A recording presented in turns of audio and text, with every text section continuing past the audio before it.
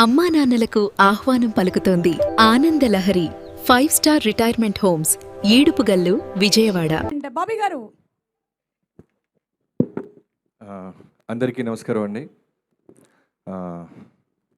జనరల్గా టైం బాగుంటే హీరోలు అవుతారు అంటుంటారు బయట కొంతమంది.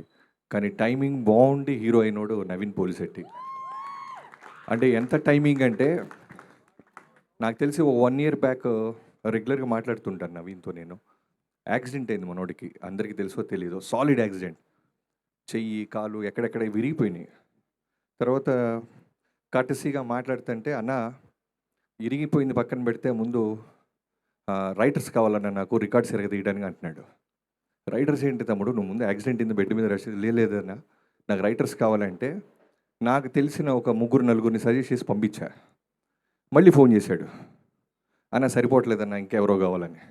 ఏమో ఎక్కడి నుంచి పట్టుకొస్తాం, ఉన్న రైటర్స్ అందరినీ పంపిస్తే నువ్వు నీ ఎనర్జీకి వాళ్ళు మ్యాచ్ అవ్వక పారిపోతున్నారు తమ్ముడు అంటే, అలా తనే కూర్చొని తనే ఒక కథ పట్టుకొని ఒక బ్యూటిఫుల్ టీమ్ని ఆర్గనైజ్ చేసుకొని ఇలాంటి సినిమా ఒక బ్లాక్ బస్టర్ కొట్టడం అనేది సామాన్యమే కాదు. అంటే సినిమా మొత్తం చూసినప్పుడు నాకు ఏమనిపించిందంటే, నవీన్ ఒక్క ఫ్రేమ్లో కూడా ఎనర్జీ వదలట్లా. ఒక్క ఫ్రేమ్ ఎక్కడో చోట రిలాక్స్ అవుతారు ఎవరొకళ్ళు, డైరెక్టర్ అయినా సరే, టెక్నీషియన్స్ అయినా, యాక్టర్స్ అయినా, ఎక్కడో చోట 1 frame వదిలేస్తాం. వదలట్లేదు అతను.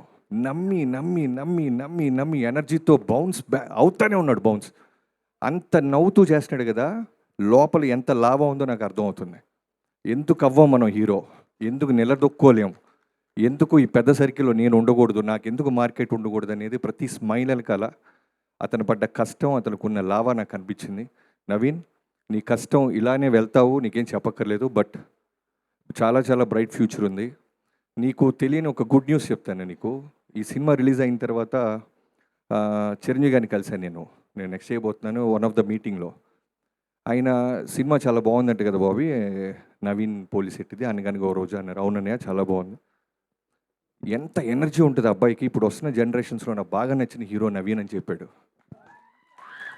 ఆయన సినిమా సక్సెస్ అయ్యి ఆయన ఆనందంలో ఉంటూ నీ సినిమా సక్సెస్ను కూడా ఎంజాయ్ చేశాడు చిరంజీవి గారు. సో ఆయన కళల్లో పడి ఆయన మెప్పు పొందావు నవీన్. ఇది నేను దాచిపెట్టి, నేను తప్పకుండా ఈ ఈవెంట్కి నువ్వు నన్ను పిలుస్తూ వచ్చినప్పుడు చెప్పాలనుకుని దాచిపెట్టాను. I'm sharing it this. And director మారికి అండ్ చిన్మయ్కి అండ్ హోల్ టీమ్, అంటే ఒక్కొక్క అసిస్టెంట్ డైరెక్టర్ పేరు చెప్తుంటే ఒక హీరో పేరు చెప్పినట్టు క్లాప్స్ కొడుతున్నారు చూసాం. మీ యూనిటీ నాకు తెలుస్తుంది. కాస్ట్యూమ్ చీఫ్ పేరు చెప్పిన, కాస్ట్యూమ్ అసిస్టెంట్ అన్న, ఎడిటర్ అన్న, జేడి నీ గురించి అయినా, మిగతా యాక్టర్స్ గురించి, ఎవరి గురించి చెప్పినా క్లాప్స్ కొడతానే ఉన్నారు. Beautiful team. అదే అంటారు, మంచి టీం ఉండి అందరూ గోల్స్ బుల్స్ ఐకి పెడితే తప్పకుండా తగిలి తీరుతుంది. అదే ఈ సినిమా ఎగ్జాంపుల్.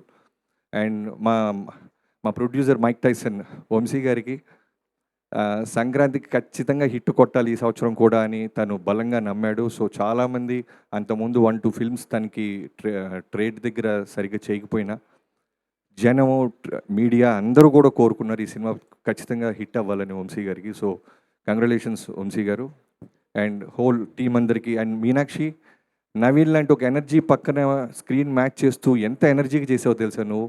నేను ఎంత కష్టపెట్టాడో నాకు తెలియదు, ఎన్ని 1 more తీసుకున్నా నాకు తెలియదు. అంటే ఈ సినిమా ఒక బ్యూటిఫుల్, ఒక చిన్న రిస్క్ కూడా కనిపించింది. కంప్లీట్ ఎంటర్టైన్మెంట్ మీద వెళ్తూ నేను ముందు డైరెక్టర్ అవడానికి ముందు చాలా సంవత్సరాలు చాలామంది డైరెక్టర్ల దగ్గర రైటర్గా వర్క్ చేశాను. బ్యూటిఫుల్ అంటే ఎమోషనల్గా బ్లెండ్ చేశాడు. ఎంత రిస్క్ అంటే అది, జనం అంతా కామెడీని ఎంజాయ్ చేస్తున్న టైంలో స్టోరీ టెల్లింగ్ అనేది ఒక మెసేజ్ ఓరియంటెడ్ కానీ ఇలాంటివి టచ్ చేయరు జనరల్గా. కానీ తన కాన్ఫిడెన్స్కి, తన టీంకి ఉన్న కాన్ఫిడెన్స్కి మీనాక్షి తను కలిసి జాగ్రత్తగా స్క్రిప్ట్ని చిన్న ఎమోషన్లోకి తీసుకెళ్ళి, ఎక్కడ చిన్న ఎమోషన్ పెట్టించాలో కంటెతడి పెట్టించి మళ్ళీ వెంటనే ఫన్లోకి తీసుకెళ్లారు. సో చాలా చాలా మీ స్క్రిప్ట్ టాలెంట్కి కూడా హ్యాట్స్ ఆఫ్. ఎవరైనా మర్చిపోతే క్షమించండి. Thank you so much. Thank you so much Bobby గారు. రిక్వెస్టింగ్ దిల్రాజ్ గారు, బాబీ గారు to please stay back on stage. అలాగే Naveen and also 1 second Bose గారు, మీ చేయబడితే బ్లాక్ బస్టర్ అవ్వకుండా ఎలా ఉంటుంది బోస్ గారు? నా వాల్తేరి వేరే కానీ నా అన్ని సినిమాలో నేను బ్లాక్ బస్టర్ ప్రతి సినిమాలో మీ రైటింగ్ ఉంటుంది. చిన్న పెద్ద, చిన్న బడ్జెట్ అంటే యంగ్ కొత్తగా వస్తున్న కుర్రోడని కాకుండా ఒక ఆస్కార్ లాంటి విన్నర్ మీరు. హోల్ అన్ని పాటలు మీరు రాశారంటే మీ మంచితనానికి thank you so much Bose గారు.